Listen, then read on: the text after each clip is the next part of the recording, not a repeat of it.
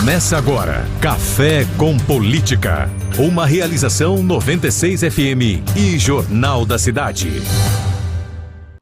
Seja muito bem-vindo à edição número 111 do Café com Política, que tem oferecimento de Brambila, acreditando no futuro.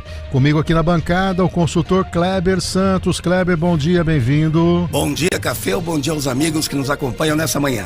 Muito bem, aguardando aí o João Jabur, daqui a pouquinho ele está aqui, probleminha na hora de sair de casa, problema com o portão lá, mas já estará conosco. A Lorena Fagundes também conosco aqui. Bom dia, Lorena. Bom dia, Café, bom dia para todos. E o nosso convidado de hoje é Júlio César De Pieri Sanches. Ele é diretor da Agile Pesquisas e participa conosco ao vivo via Skype.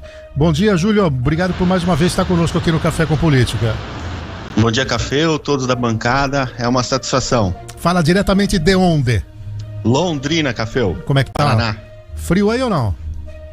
Tá friozinho. Tá Frio bem. Grande Londrina. Bom, o Júlio fica conosco aqui, a gente vai avaliar, né, os grandes cenários aqui da política. Mas antes disso, quero mais uma vez agradecer aqui. Hoje temos o privilégio de ter o Café com Política quitutes da padaria Vó Angelina.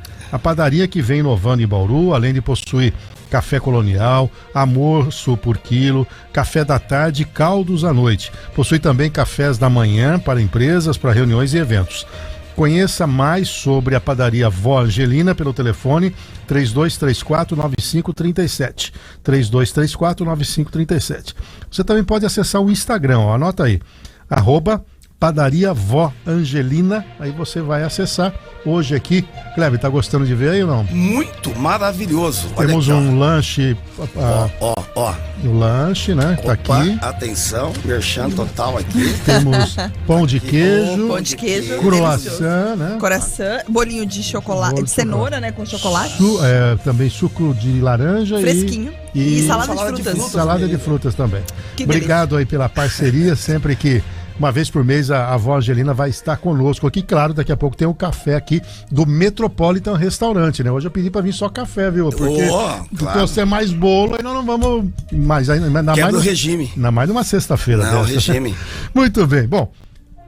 Nós vamos mudar aqui, vai ser culinária com política daqui pra frente. Muito bom, muito bom. Muito bem, olha, nós temos aí dados importantes de pesquisa e hoje nós vamos aproveitar a expertise e o conhecimento do Júlio César da Agile Pesquisa para a gente interpretar. Ontem saiu uma pesquisa importante, é isso?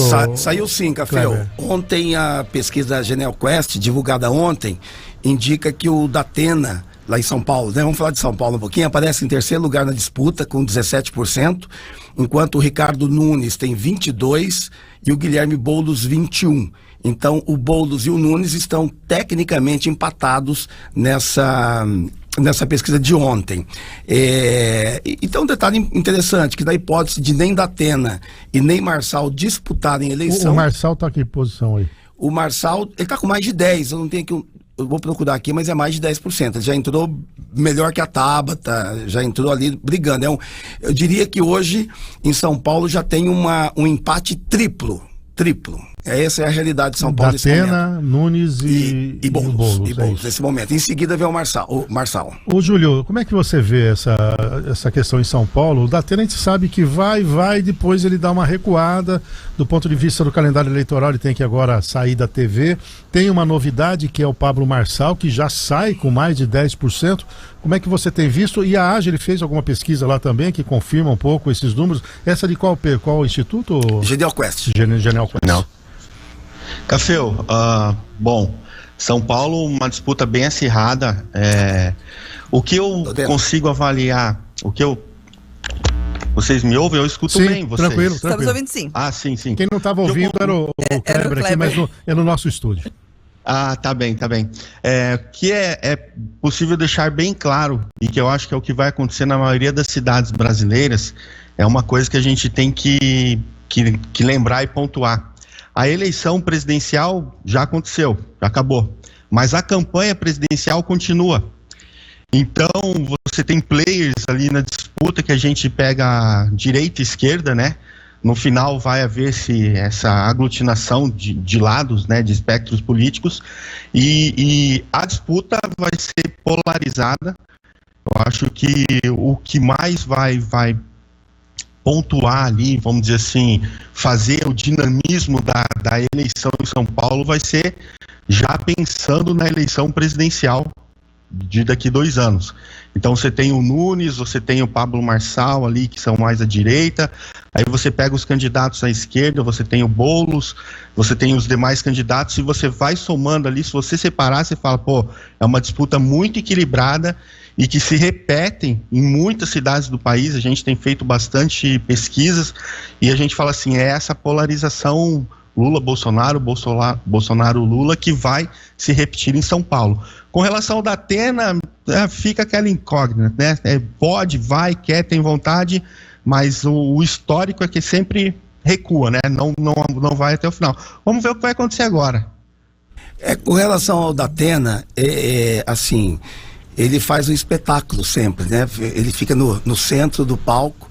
E a lei eleitoral prevê que os apresentadores, como o Café disse, precisam afastar até dia 30 de junho. Hoje é 28, daqui 2 dias. O Datena, o que ele fez ontem? A gente acompanhou. Ele tirou férias do programa de TV. Quer dizer, a decisão foi encarada como uma tentativa, de novo, de adiar a definição se finalmente ele sai candidato ou não após essas desistências que ele teve anteriormente. Então ele vai contar o que ele fez, ó. Se você contar as férias a partir de agora, vai bater com o período das convenções. Quer dizer, ele conseguiu adiar a expectativa, se sai ou não sai, até as convenções. E aí as pesquisas vão apontando, ele vai vendo qual é o número, qual é o nível de apoio, e ali na frente ele decide. Agora, Júlio, você falou, e a gente tem debatido aqui, que existe essa polarização nos grandes centros, mas também há uma leitura de que quando chegar mais próximo à eleição, o cidadão vai esquecer um pouquinho essa questão ideológica, esquerda-direita, e vai ficar de olho no seu bairro, na rua, na questão da água, do asfalto. A sua leitura também é essa, quer dizer, mais próximo da eleição, vai mais para o nível local, e aí, nós não estamos discutindo aqui modelo macroeconômico, governo centralizador, liberal, nós estamos discutindo se vai ter água na minha casa, se vai ter saneamento básico. Você acha que dá essa virada em algum momento? E nesse caso, o Nunes, que tem a máquina na mão, pode eventualmente sobressair, porque ele conhece mais profundamente os problemas da cidade? Perfeito, Caféu. Eu acho assim, a população está preocupada com a porta da casa dela. O pai, o chefe de família sai, a mãe sai de casa para trabalhar, ele tem que sair na calçada, ele já olha ali se tem asfalto, se tem saneamento básico, se tem segurança. Ponto principal, sem dúvida, é o local. Só que não dá para descolar essa questão nacional. A gente tem feito pesquisas, e daqui a pouquinho eu respondo sobre o Nunes, mas a gente tem feito pesquisas que coloca índice de votos, intenção de votos dos candidatos, e quando a gente não pergunta de apoios, é uma situação, é muito interessante. Se a eleição, vou falar Londrina, vamos dar um exemplo. Se a eleição de Londrina fosse realizada hoje, quem o senhor votaria? Tem o ranking ali dos candidatos, ok? A hora que a gente coloca o nome do candidato e a gente junta o apoio, e o fulano apoiado pelo Lula, e o Beltrano apoiado pelo prefeito, e o ciclano apoiado pelo... É incrível como esses apoios fazem diferença. É incrível. É claro, a população precisa e está atenta com os problemas locais, sem dúvida. Então, o prefeito que tiver um bom governo, que estiver atento, que tiver uma equipe e que possa atender melhor a população, esse prefeito ele leva vantagem, sem dúvida. Mas as questões nacionais, os apoios, principalmente Bolsonaro, Lula, vão pesar nas eleições.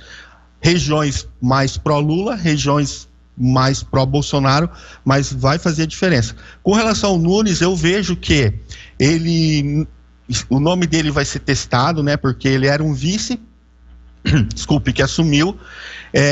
Pelas pesquisas que a gente vê, ele faz um bom governo, e você vê em São Paulo, vamos falar a maior cidade do país, a cidade que faz o país acontecer, né? Vamos dizer assim, a importância dos apoios. Tanto é que eles estão preocupados, quem está comigo, quem não está, quem que vai ser meu vice, a escolha do meu vice vai trazer o apoio de quem para mim.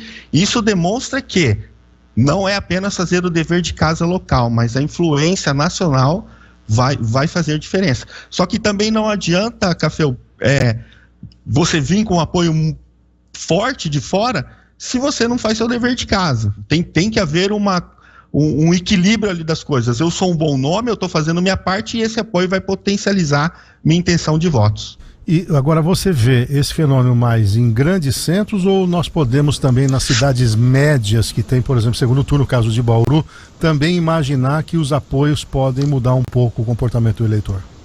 Com toda certeza, com toda certeza. Grandes centros, médias, pequenas e médias cidades e pequenas cidades. É geral, Fel. É geral. O pessoal, tanto é, a gente faz as pesquisas para publicação, que daí os questionários estão mais enxutos, né?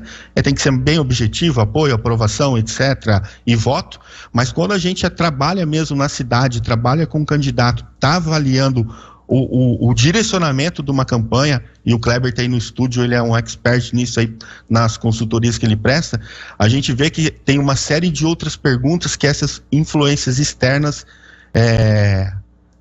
ajudam ou atrapalham, influenciam na eleição. Pode ter certeza. Eu quero aproveitar, então, fazer um recorte para Bauru, porque ontem o Dr. Raul, que é do Podemos, anunciou que o PL vai compor com ele e será vice. Não obstante, o capitão Augusto lá atrás, inclusive aqui, disse que ele não cederia, queria ser cabeça de chave, mas passado o tempo não encontraram um nome. A gente sabe que a política é dinâmica, né? E chegou o momento que ele precisa tomar uma decisão. E a decisão foi se aproximar do Dr. Raul, que já foi candidato a prefeito por 2 vezes, foi deputado estadual por um período, foi candidato a deputado estadual, e ele então agora busca o apoio do PL e quer trazer o Bolsonaro para a questão, e aí que é o ponto. Então a gente pediu para o Raul falar desse acordo aqui, a gente vai reproduzir agora para depois que a gente colocar na mesa aqui para debate.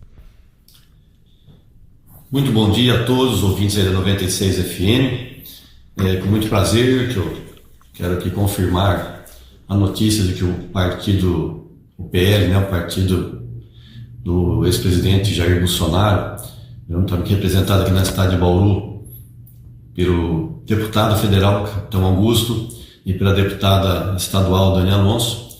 Então nós fechamos aí uma parceria onde o Podemos vai indicar a cabeça de chapa, no caso meu nome como candidato a prefeito na cidade de Bauru, e o PL vai indicar o vice-candidato na mesma chapa.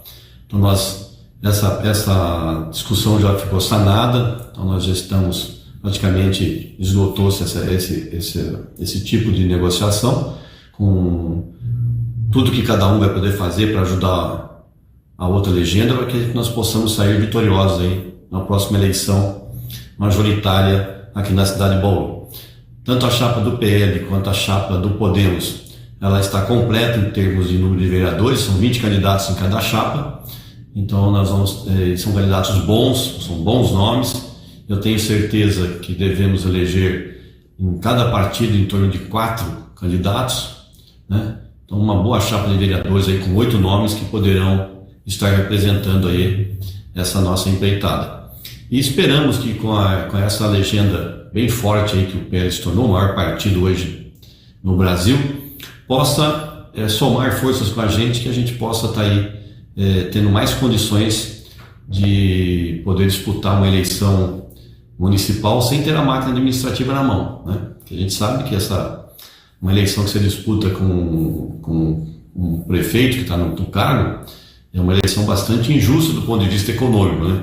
A pessoa que tem a máquina na mão acaba saindo muito mais na frente, e no nosso caso a gente vai ficar mais do que nas propostas de ideias, mas como o Bauru está cheio de situações onde merece um pouco mais de atenção do setor público, eu tenho certeza que a população desta vez vai conseguir enxergar que as nossas propostas, que já fizemos as propostas, boa parte delas no outro pleito, né, foram propostas que estávamos prevendo uma boa parte do que vem acontecendo. Então, esperamos que com essa parceria a gente possa agora entrar na disputa eleitoral de igual para igual, né, com bastante força, com bastante empenho. Temos a promessa aí do capitão Augusto de fazer agenda com o presidente Bolsonaro, com a Michele, com o astronauta Marcos Pontes, com o próprio Valdemar Costa Neto, estarem presentes aqui na cidade, né, participando ativamente desse processo eleitoral. Então, vamos lá, tem muita água para passar debaixo dessa ponte e vamos estar prontos aí para poder começar o debate aqui na cidade de Bauru. Obrigado, Raul, pela sua participação. E aí, então, né, Júlio, tem um fato novo e, aqui no caso de Bauru, neutraliza também um eventual palanque do Tarcísio para a prefeita, né? Porque ela está no PSD, que tem o Kassab, que é um homem forte dentro do governo do Tarcísio, e há um posicionamento de que eventualmente não entra. Não sabemos se o Bolsonaro vai entrar, porque houve também um acordo que, onde houver um certo embate, nem o PL e nem o PSD, ou nem no caso o Republicanos, colocariam tanto o governador como o presidente, mas não deixa de ser um fato relevante diante do que você tem trazido, que também nas cidades médias pode ter essa polarização, né? Sem dúvida, sem dúvida. Vamos dizer que num acordo aí de cavalheiros eles não vão até a cidade para pedir voto, vamos dizer assim, mas vai haver foto com o candidato, vai haver uma reunião, vão estar à mesa, e isso vai ser apresentado à população. De alguma forma vai chegar. Talvez não vão se envolver diretamente, sair de São Paulo, sair de Brasília, estar aí, mas vai ficar claro para a população que os apoios, isso vai acontecer. Aí daí a gente tem que estar medindo, né, e entendendo qual vai ser esse impacto na hora que a população entender, esse candidato é do Bolsonaro, esse aqui é do Tarcísio, esse é do Lula, tem que esperar a campanha acontecer. Perfeito, Júlio. Bom, já aqui na nossa bancada, o João Jabur. Bom dia, meu caro Jabur. Deu certo lá o portão, tudo redondinho, tranquilo? Deu certo, fiz uma força danada, mas deu certo. Bom dia aos ouvintes, internautas, Cafeu, Kleber, Lorena. E o Júlio, né? Principalmente o Júlio, nosso convidado, entrevistado. E para não perder muito tempo, Júlio, eu queria te fazer uma pergunta relacionada a um outro fator que, pelo menos neste momento aqui em Bauru, tem sido muito falado e acho que é importante, que é sobre rejeição dos nomes, de cada um dos nomes, né? E nos bastidores da política a gente sente, percebe e ouve muito essa preocupação, principalmente por parte de quem está no poder, da prefeita, né? E nós temos um momento aqui em Bauru sensível em relação à falta d'água, que deve perdurar por um bom tempo ainda, racionamento e etc. Isso gera preocupação, gera esse medo da rejeição aumentar. E a rejeição, então, a pergunta finalmente, qual o papel dela numa campanha eleitoral e numa, enfim, definição de resultado? Bom dia, Jabur, vamos falar com o senhor. Bom, rejeição, ela limita o crescimento, né? Ponto. Dependendo do nível da rejeição do candidato, ela é uma rejeição que é possível de ser trabalhada, mas dependendo o nível que chegar, onde, sei lá, vamos pensar assim, passou de 30%, 35%, já começa a ser uma rejeição que você tem dificuldade de tirar, e isso limita o seu crescimento. Mas um outro fator muito importante que a gente tem que fazer as análises são o porquê da rejeição. Porque tem candidato que é rejeitado por falta de conhecimento, ele nunca foi testado, nunca disputou, aí você coloca o nome desse candidato, ele tem uma rejeição relativamente alta, mas o porquê dessa rejeição? Ele não é conhecido. Daí, a partir do momento que se começa a campanha e ele se faz ser conhecido, essa rejeição baixa, é uma situação. Agora, eu tenho rejeição por quê? Não consegui resolver problemas, prometi e não cumpri, fui testado e dentro do propósito do meu programa eu não consegui executar o que havia sido proposto. Corrupção, eu estou sendo genérico aqui, eu estou aleatoriamente falando de temas, tá? Uma pessoa que tem uma má fama na cidade inteira, ele tem uma rejeição alta, esquece, ele não vai conseguir derrubar essa rejeição e ele tem um nível de intenção de voto limitadíssimo. Então a rejeição sim é um fator importante, tem que ser medido, mas não só o percentual da rejeição, descobrir também o porquê daquela rejeição. Aí a gente consegue fazer um diagnóstico bem assertivo quanto ao desenvolvimento da campanha. O que confirma a leitura de que são 8 anos de mandato e a cada 4 anos você tem um plebiscito, né? Porque é como se você tivesse, se for candidato à reeleição, pedindo por um aval para a população. E aí, meus 4 anos foram legais, né? Eu posso seguir mais 4 ou você está afim de colocar outra pessoa? Claro, a não ser que surja um fato diferente, muito relevante, mas o normal é que essa história da reeleição nos leve a cada 4 anos a um plebiscito, né? De concordar ou não. Mas você queria fazer uma questão nessa linha também, não é isso, Cléber? Só uma observação, como a gente acabou de ouvir do Júlio, tem aí a questão dos apoiadores, tem apoiador que aumenta a vontade de votar no candidato e tem apoiador que diminui a vontade de votar naquele candidato. Inclusive, essa é uma pergunta, eu sempre trabalho muito com o Júlio, a gente sempre eu procuro colocar essa pergunta, né, Júlio, você sabe disso, para a pessoa. Você te aumenta a vontade ou diminui a vontade? Porque isso é muito interessante para a gente trabalhar com isso. Mas o resumo de tudo é que o que define mesmo a eleição é a pessoa, aquilo que a gente fala o tempo todo, a emoção. Eu gosto ou não gosto? Então, quando a questão, por exemplo, da rejeição, ela tem vários motivos, né, Júlio? Tem, por exemplo, tem cidade, Café, que a gente pega a rejeição porque a pessoa não gosta do nome da família. Não voto. É da família X? Não voto. Ponto.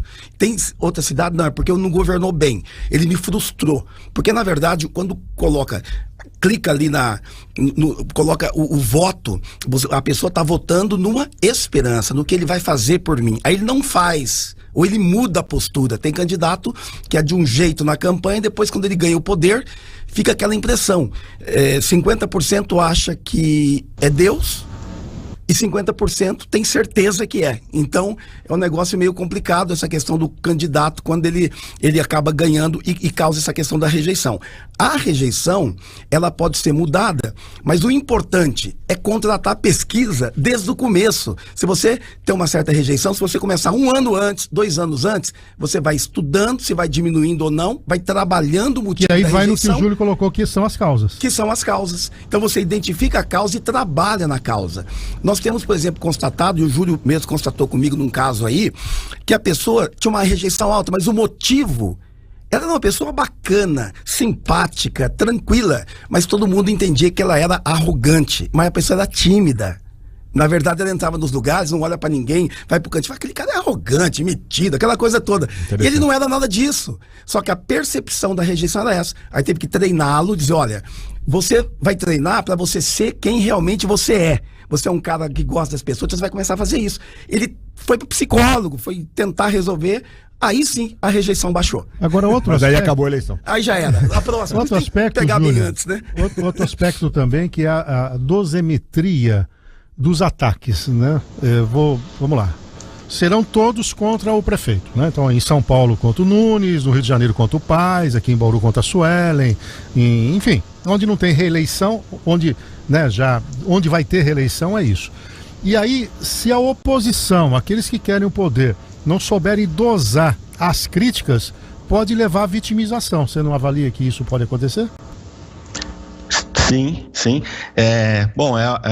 Quando a gente jogava bola mais moleque, é nós contra a rapa, né? Lembra desse discurso? É bem isso. Só que o pessoal tem que ter a inteligência, estratégia e sabedoria. A política é um jogo dos dois lados. A política é um jogo muito bem orquestrado. Quem tem o melhor time, melhor equipe, quem desenvolve o melhor papel ali, consegue executar tantos ataques. E quem está recebendo ataque tem que ter a sabedoria, o discernimento ali para saber como recebe. Tem candidatos que a gente vê que é vítima, que é muito vítima, que é chamado até de chorão quando a gente faz pesquisa. A população não gosta também. Não adianta você só se vitimizar, ser o coitadinho. Cara, a população está procurando alguém que resolva problemas. Todo mundo em algum ponto da vida tem problema. Eu tenho defeitos, qualidades, todo mundo tem. Agora a gente tem que entender se o tamanho dos meus defeitos, as coisas erradas que eu já fiz eventualmente por percalços da vida, foram propositais, foram articulados ou foram acidentes. Se quem recebe a crítica indevida, ela sai por cima. O candidato fulano não conseguiu resolver tal. Por que eu não consegui resolver? E ela tem uma explicação, o candidato tem uma explicação. É uma situação, essa crítica vem errada e é melhor para quem a recebe. Mas se quem faz a crítica, quem bate, tem fundamento, está falando coisas com propriedades e está mostrando não resolveu porque foi incapaz ou porque teve má fé, vai colar. Então tudo é situações. Então até saber bater, a pessoa tem que saber bater. E então assim, se tem fundamento, é verdade, vai machucar e vai fazer perder voto. Se não tem fundamento, é uma fake news, no seu tempo, e na política tem que ser tudo muito dinâmica, vai ser mostrado, aquele que bateu vai sair de mentiroso, o que sofreu a porrada vai sair de vítima e as coisas vão se equalizando. Tem que saber bater. Também não é todo mundo juntar e falar um monte de bobagem. Não se resolve assim. É a tal da sabedoria e estratégia, né? Porque uma eleição é isso que nós estamos debatendo. Infelizmente, né, nem sempre no campo das propostas. Mas me tranquiliza porque ontem o debate entre Trump e Biden falaram até de que um joga golfe melhor que o outro. Então, tá tudo bem. Eu sou capaz de acertar o buraco lá com o golfe e você não é porque você está senil. Quer dizer, então nós estamos bem aqui no Brasil, porque se na principal economia mundial o debate é naquele nível de ontem, joga a toalha. 8h04, a gente vai fazer um rápido intervalo. Júlio, hoje você está perdendo aqui, que você não está presencial. A padaria Vó Angelina mandou aqui pra gente, ó. Lanche de metro, croissant, bolo, suco de laranja, salada de frutas. É ali a padaria Vó Angelina. E o Metropole de Restaurante, o cafezinho. E você não tá aqui. Café, isso que eu ia falar, mas eu falei no momento certo. Se eu soubesse desse cardápio ontem, além de estar aí presencialmente para rever os amigos, eu estaria aí hoje para tomar esse baita café da Vó Angelina. Já tá convocado. Já tá convocado. Bom, vamos fazer um intervalo então para saborear um pouco aqui esses quitutes e a gente volta já discutindo a política hoje com o Júlio César de Pieri Sanches, ele que é diretor da Agile Pesquisas. No intervalo rápido a gente volta já. Você queria falar o que, meu caro Kleber Santos? Vamos lá, Júlio, vamos falar de pesquisa, Júlio. Por que o resultado dessas pesquisas nem sempre bate com o resultado das urnas? Isso eu quero conversar com você, é o seguinte. As pesquisas, Júlio, que a gente sabe, ela não tem o papel de antecipar o resultado eleitoral. Na verdade, elas captam a intenção do voto no momento em que ela é realizada. Quer dizer, tudo que o candidato fez até o dia da pesquisa resultou no índice de intenção de voto que o eleitor declarou para o pesquisador, certo? Agora, ela não é, então, uma sentença, ela é apenas um indicativo. Se o candidato sabe ler estrategicamente a pesquisa, ele faz as correções e vai interferir no resultado até o dia da eleição. Quero saber o seguinte, se com a sua experiência como diretor de instituto de pesquisa, você confirma esse raciocínio ou se você tem outra explicação para esse movimento, essa diferença de números que tem acontecido de forma recorrente nas eleições. Vamos lá, Kleber. A sua explicação é excelente. Eu tenho a resposta aí. A pesquisa é uma fotografia do que está acontecendo naquele momento. É claro, a gente também não pode falar assim, 3 dias antes da eleição, eu fiz uma pesquisa e apontei o candidato A com 20 pontos na frente. Eu considero que se esse candidato A perder a eleição, eu errei a pesquisa. A gente tem que ter a ciência de que você não fez um bom trabalho, não tem como. Agora, o que acontece? Tem pesquisa 15 dias antes da eleição, 20, e a diferença dos candidatos é pequena. Hoje, cada dia mais, a gente vem percebendo ao longo das eleições que a gente trabalhou, e até o comportamento do eleitor.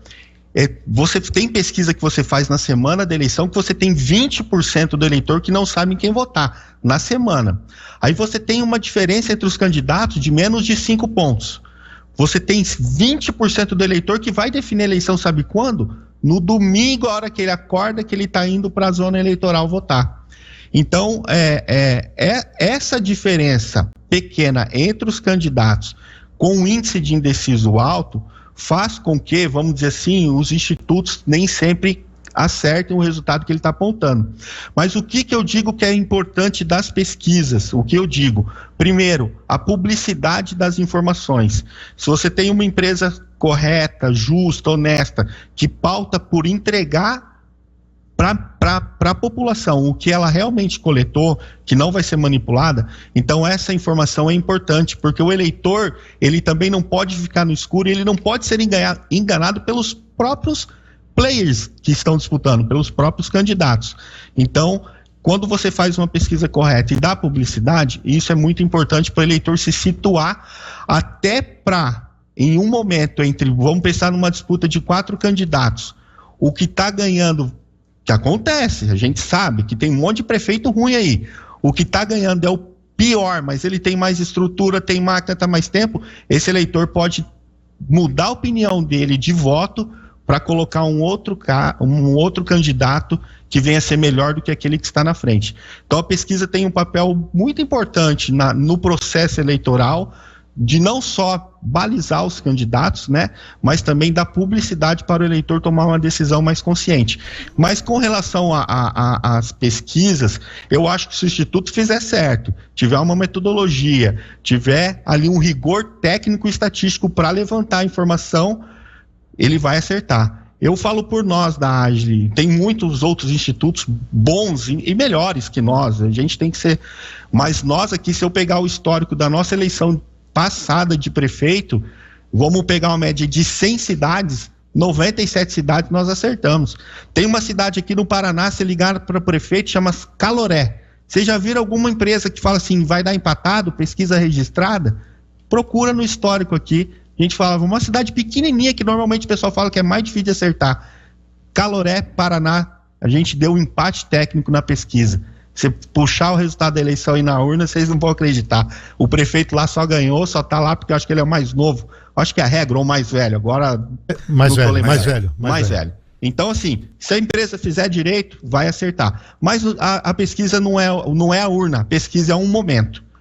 Então pode ser que dê divergência entre o que apresenta e o que dá na urna. Dada a sua experiência e também vocês são demandados para as pesquisas, tanto que são registradas como para consumo interno dos partidos. Há uma diferença da pesquisa para eu utilizar, para minha percepção como candidato e entender o jogo, então tem uma metodologia diferente ou não? Ambas são idênticas, o problema é dar ou não publicidade a ela. A metodologia é a mesma, o mesmo critério que eu uso para fazer uma pesquisa para o monitoramento da campanha e para a publicação é o mesmo, o cuidado e tudo mais. O que muda, Caféu, é a estruturação do questionário.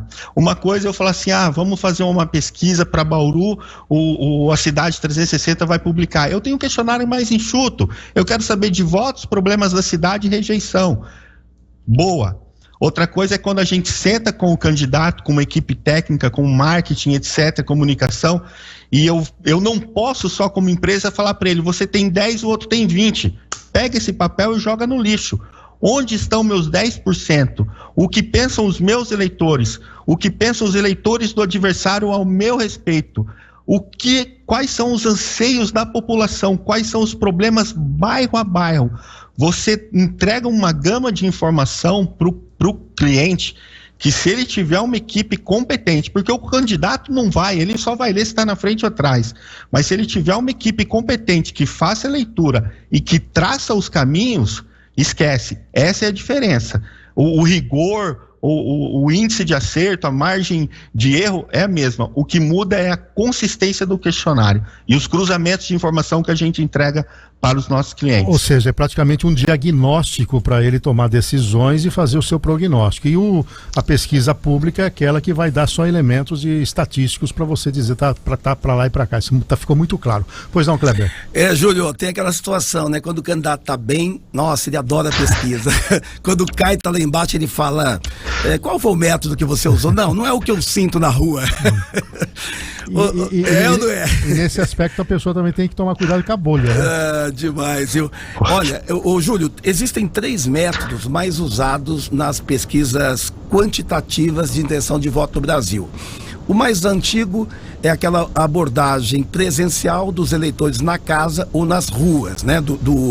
Abordagem do eleitor por parte do instituto na rua ou na casa. O segundo método é o do telefone, com um pesquisador que liga e conversa ao vivo com o eleitor. E há o terceiro método, que as ligações são feitas por robôs. É aquela pesquisa automatizada. Qual é a metodologia mais confiável? Boa pergunta, Kleber. Excelente.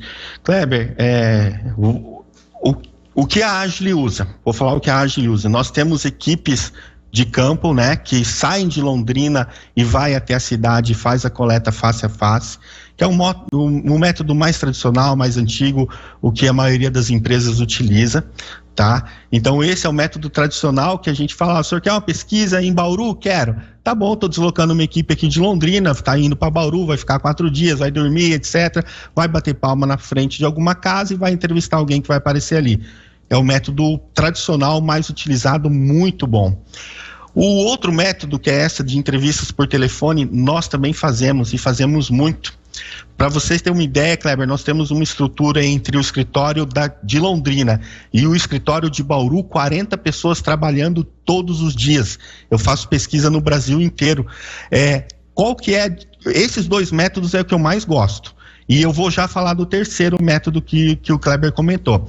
Qual que é a diferença da pesquisa por telefone e da pesquisa face a face? A pesquisa por telefone, eu tenho um pesquisador aqui treinado, seguindo os mesmos métodos da minha pesquisa de campo, ou seja, o mesmo rigor estatístico, o mesmo planejamento amostral que nós teríamos na pesquisa face a face aí, eu tenho por telefone. Com a diferença que eu tenho um pesquisador treinado aqui de Londrina ligando para alguém da cidade e aplicando a pesquisa. Eu garanto os 2 resultados, tanto do campo quanto do tele. Eu ponho minha mão no fogo, eu falo, as 2 pesquisas que eu fizer, a gente vai acertar e vai passar melhor informação para o nosso cliente. O terceiro método, Kleber, é o URA, que é a gravação.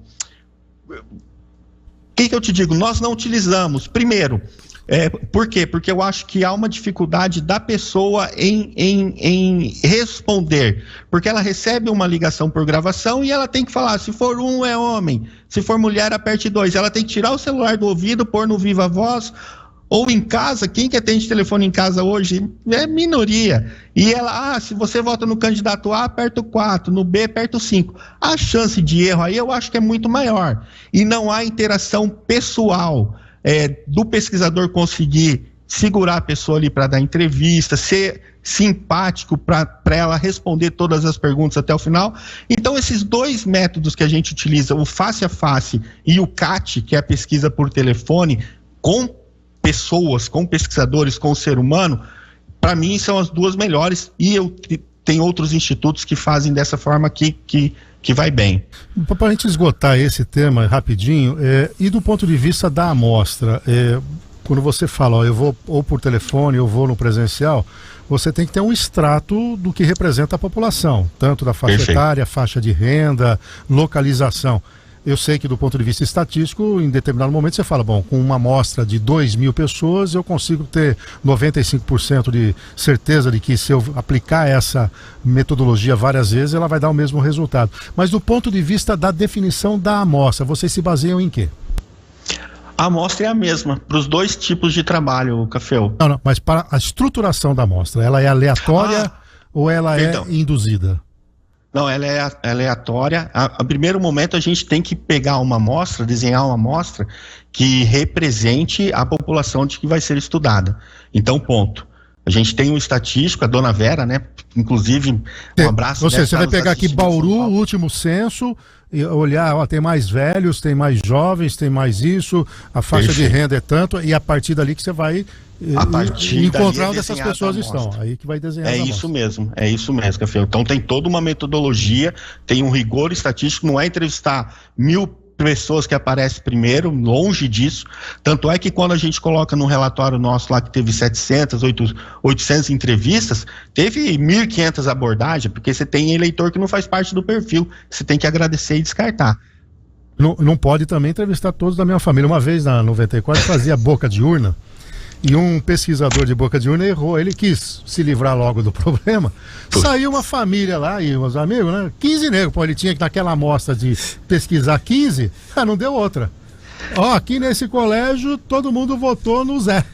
E aí distorceu, matou, né? Porque você pegou um núcleo único. Na verdade, é nessa casa, deu 100%. De vereador não dá certo, né? Não dá, porque além do que, você tem o quociente eleitoral, tem o reduto, tem um monte de coisa. Muito bem. Bom, Júlio, vou pedir uma licencinha para você, porque a gente tem um recorte aqui em nível local, algumas movimentações aqui políticas que também o nosso programa quer abordar.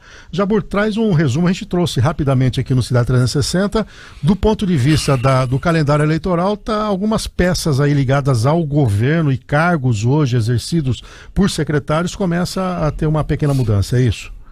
Em relação ao calendário eleitoral, a única possível mudança é a saída do Marcos Bilancieri, secretário do Desenvolvimento Econômico, para ser prefeito ou candidato a prefeito em Boracéia, que é a sua cidade de origem, né? Essa está ligada ao calendário eleitoral. Ele estava com dúvida quando eu entrevistei ele na terça-feira passada, né?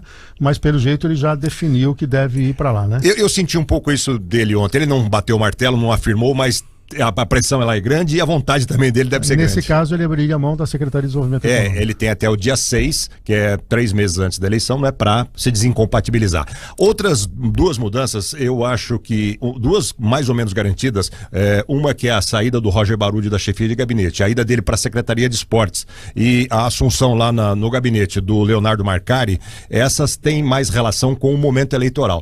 O Leonardo é homem de confiança dela. Exatamente. E essas podem ser anunciadas ainda hoje, são mais garantidas. E há especulações em relação à mudança no DAI, que é o ponto crítico hoje do governo, não o DAI exatamente, mas a falta d'água e etc. Tem a ver com aquilo que eu falei da rejeição.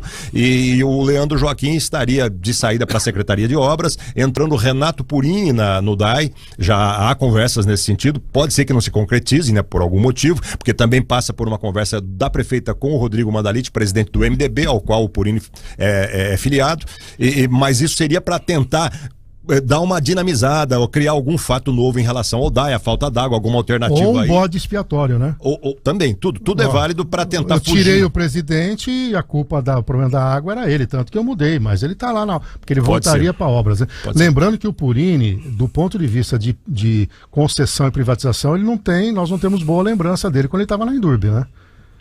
Teve um problema lá no governo do Tuga, né? Ele era o vice, assumiu a Indurb e teve um problema lá. E teve lá, já ia ter uma terceirização do lixo, daí 3 meses antes ele foi flagrado já jantando, comemorando isso e aí a partir dali terceirização aqui em Bauru virou palavrão, né?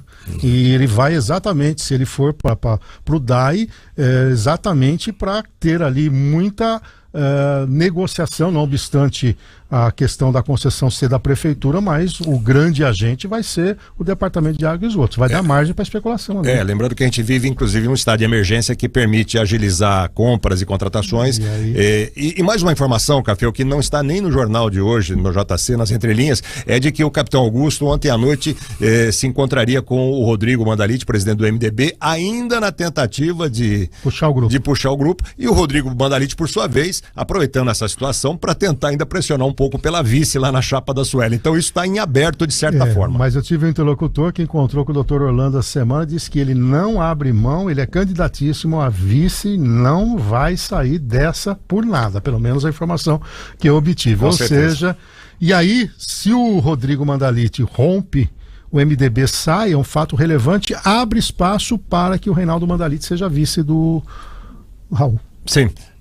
Isso, e há um esforço grande no Palácio da Cerejeiras. Eu não consigo a vice com a Sueli, mas consigo o vice com o Raul. Não, sim, isso é uma moeda de troca, né? Hoje ainda é uma moeda de troca. Há um esforço grande e uma preocupação grande lá no Palácio das Cerejeiras para não perder o MDB. Então, ontem tiveram uma conversa, hoje devem ter outra. Segunda-feira há uma reunião marcada entre Kassab e Baleia Rossi, presidente e cacique do MDB, e Kassab, o cacique do PSD, que é o partido da prefeita. Então tem muita conversa ainda até o começo das convenções, que é dia 15 de agosto, né, Kleber? Aliás, 20 de julho até 6 de agosto. Dia 20 de julho. Muito bem, bom, com essa nós temos que terminar o programa, então essa foi a notícia bombástica do momento. Júlio, obrigado pela sua participação, claro que nessa nossa jornada, como a sua pesquisa, que é um retrato, nós queremos um filme, né? Estaremos com você aqui, naturalmente também. Opa, tô sem áudio.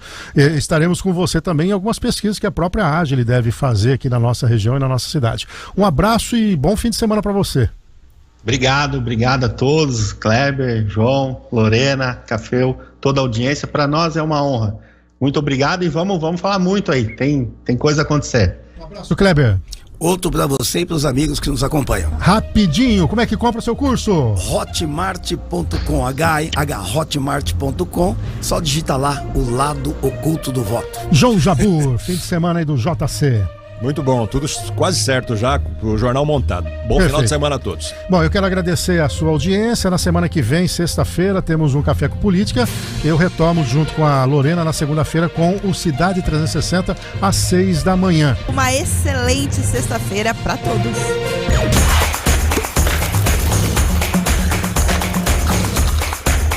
Café com Política. Oferecimento Brambila. Acreditando no futuro.